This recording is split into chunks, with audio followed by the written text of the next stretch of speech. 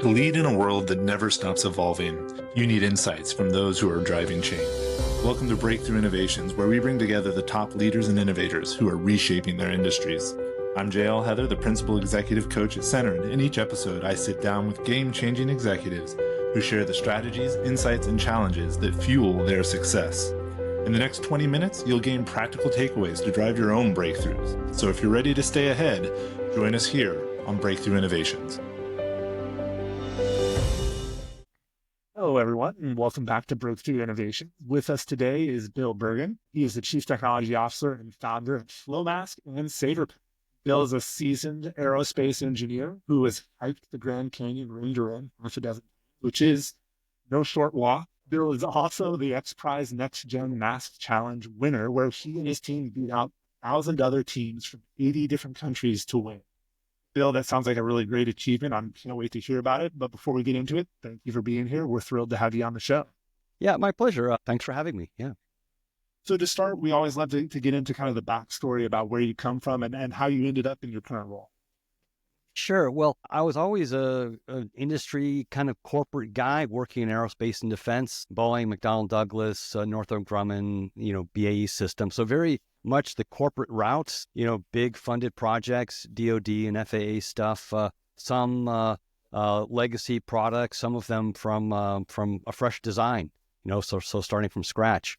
I just, I've been working as an entrepreneur, like in the background for at least 10 years now, but never the face of the company, always just providing technical support to friends who needed help with their entrepreneurial efforts. So I kind of waded into the entrepreneurial pool, had my toe in the water for a long time, but never. Anyhow, so I took the plunge with SaverPak. That really was my first entrepreneurial effort that I owned all by myself. It was my idea that I brought to fruition. And from there, I kind of got into the ecosystem and was invited to participate in other projects. But this SaverPak solution is something that I made for myself that I'd been using for like 15 years to keep my own lunch fresh. Like every day I was eating my lunch. I kind of saw this problem and I, made a little prototype in my kitchen and I used it every day for many, many years before I ever thought of filing a patent or selling it or anything like that. So, yeah, it's been a long, crooked path to where I'm at now, but enjoyed all of it. It's awesome. And now it seems like you're focusing on the Flowmask, which that was what kind of came out of the XPRIZE Next Gen Mask Challenge. Correct. So I'm curious, when you were in that challenge, what set your mask design apart from those 1,000 other global competitors? And what was the innovation that really made you the most proud? Yeah. So I was approached with this problem before COVID. So in early 2019, someone I really didn't know very well, but was in the kind of the local Arizona ecosystem, startup system. He approached me with the problem, and he's like, he's in medical already. This is Ron Valunian, great guy. He said, hey, medical masks are horrible.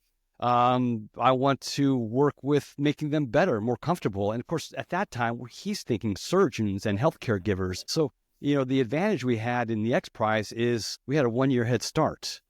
So we met every week and we had some really crazy solutions that weren't practical, not manufacturable, not scalable. We're just, starting from scratch and eventually we came to the solution we had towards the end of 2019, had the patents filed and the prototypes made.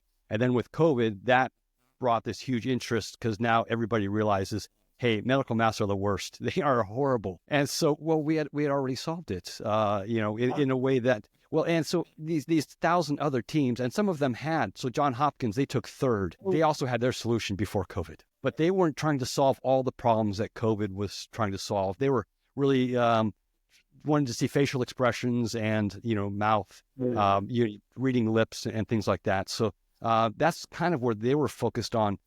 So they had a rigid, clear mask, but I'll tell you, second place was identical to Johns Hopkins. So I think, everyone starting from zero kind of converged towards the same couple of solutions. You had like the adhesive masks and other things like that, and increased surface area. We were the only ones who partitioned the nose breath from the mouth breath. So you can imagine a regular mask with a kind of nose hole, and then a second mask, if you will, over just the nose. So it was sort of I don't want to say a sock, but a chamber for your nose breath. And because we had dedicated volume, a dedicated surface area for the nose breath, your glasses don't fog, you don't have reflected heat, reflected moisture. And these were the main things. As far as communication and facial expressions, it's really the same as when you speak wearing the Flowmask. It's the same as wearing a regular mask. So that was one box we didn't check, but we checked everything else. So I think our advantage was, we had a head start, and I think it was hard for the judges with everyone kind of converging towards the same couple of solutions. So we really stood stood out. What I love about what you're talking about is it sounds like those other solutions are focused on the patient in front of the doctor, not the doctor wearing the PPE. So it is a very good case of know who is actually making the decision to buy the mask, and also understand that if you make the doctor comfortable, they're going to make the patient. Yeah. And also attention, they're not going to be distracted for long procedures. And that was one of our, again, 2019, our goals was, allowing the healthcare provider, the surgeon, to be able to wear it for prolonged periods of time without that fatigue that comes from, you feel like you're, being waterboarded. So, it's like horrible. You can't breathe. Comfort has to be that critical element of mask design. And it sounds like that was a focus from the beginning. Yes. Yeah. And actually, if I'm right, it sounds like your approach to this was from the doctor's perspective. Yes. So yes. an engineer designing for a doctor, everyone else was a doctor designing for patients. So that very correct. different perspective. Because the COVID launched masks for the public. And so I think, and that may have been the goal of the XPRIZE, was to make masks comfortable for the public. But, we started before that with, like you said, the caregiver or the surgeon in mind. So, you've got the aerospace engineering background, got in the PPE. So I'm curious, is that background in aerospace, defense, all of that, what influence did that have on your approach to the problem? Was that kind of like the secret sauce in your approach to healthcare that the others were lacking?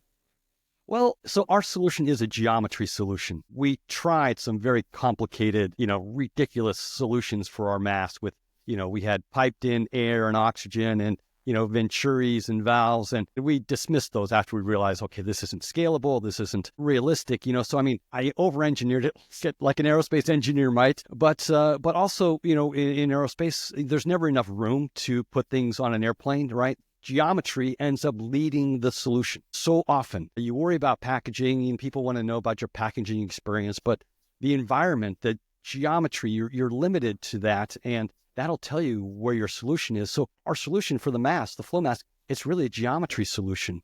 Bifurcating the nose breath from the mouth breath made more sense than having some, more complicated, solution. So and also science is universal. My degrees, my education is math and physics. That applies to, you name it. You can unravel the mysteries of the universe, with a physics, understanding. And then also practice innovating. So I've been on some cutting edge programs. I've worked on some DARPA projects, and you're doing something new and just practicing your mind to think that, innovating is a skill. Seeing solutions with crossing genres, crossing technologies, and by practicing that. Yeah. Well, then what I wonder is it sounds like in your approach, it was a doctor and an aerospace engineer. So you had two very different perspectives that were coming together. Yeah. Where your competitors were probably a bunch of doctors with that kind of more singular perspective. So in your mind, like, how did that come to life? That I don't want to say clashing of perspectives, but that combining of perspectives. What did that look like, and how did that improve innovation? Yeah, well, I'll tell you, Ron is an easy guy to work with, and he, we both were patient and respectful of the other person. We both looked at all of the same solutions. We met every week. We had many failed prototypes of very complicated systems, and looking at manufacturing solutions for the technologies we were considering. And so it was very helpful that we both had a lot of respect for each other, and we listened and considered the other options before we converged on this solution, where it's basically we're using the same materials, same processes. It's a geometry solution ultimately. But it's almost like the two of you saw the constraints differently or identified constraints that others weren't considering as part of this as well. Yeah, you're right. So diversity of thought, openness to collaboration, the persistence to keep going after failure, and the redefinition of constraints. Love all of that. It sounds fantastic. So where is Flowmask going in the future? Where are you going to take it? Well, it's you would think with COVID and this big rush towards PPE and all the complaints about comfort and safety, we had this, a very large pot of money that we had won, but the manufacturing was not that you had this boom bust, and we were right in the middle of that boom. And everybody we spoke to about manufacturing was looking to gouge us, and the pricing was, it was. They've got the money tree going. They are making money hand over fist. Again, this is part of that boom bust cycle. Now we're in that bust cycle, and there is a glut of resources available to us now. And so now we have the benefit of all of this medical mask manufacturing that's basically looking for work. And we're having a machine made for us now, finally, at a price that is not just reasonable, but competitive, because these people that were making PPE masks have nobody else to make a mask for. And so it will be a unique machine. It'll be, a new process. The mask is just different enough that it can't use a legacy machine, but still it's derivative, so it's not completely from scratch. It's still using the same material, same processes. So manufacturing, and that's where we're at. And hopefully we'll have a machine here in the US by the end of Q2, and hopefully manufacturing here in Arizona is our thinking. Oh, that's fantastic. So Q2, and then I'm assuming, who are you targeting? Hospitals? So we'll start with non-certified mask wearers. That'll be receptionists and front office people, and it'll be available to consumers. There's still people who want to fly safe, or if you have a cold, you still want to show a little respect, when you're around other people. So there's still going to be that consumer-facing solution or application. We are not certified yet, although we see the certification as a very known process. We know how to do it. We know people who can help us with that. So that'll come later after we have sales and traction and revenue. Well, and certification is its own special kind of torture work. Yeah, So. and tortures are good. Yeah, we have all those contacts. These we've had years to think about this. It's our 2025 now, and COVID was 5 years ago. So we have all of that mapped out. We have those experts, and now those resources are available because we're in that bust cycle of that PPE boom. Well, I'm excited. I hate the traditional masks with glasses. Like, I always get fogged up glass, all that sort of stuff. So I'm excited about this. For anyone interested in working with you or in buying a mask in the future, what's the best way to get into contact with you, to collaborate with you?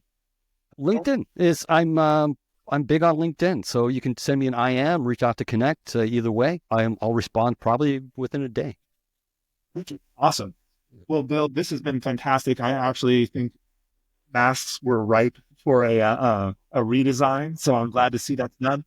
I love the human-centered, customer-centered approach that you took to building a new solution. So when these are available in the US, send me a note. I will make an announcement and link back to this chat as well, because I think it's great. Yeah. That said, we do have to wrap up. For anyone who did make it all the way to the end of today's episode, I want to thank you as well. And please consider leaving a rating or a review wherever you listen to your podcast. And if you know anyone interested in the Flowmask solution and collaborating with Bill, please send them this episode, and hopefully we can get some more collaboration going. Lastly, remember to take one action from today, apply it, and let us know how it goes, because we'd love to hear about your progress. So, Bill, thank you again. And for everyone listening, thanks as well. We'll see you next time on Breakthrough Innovations. Thank you.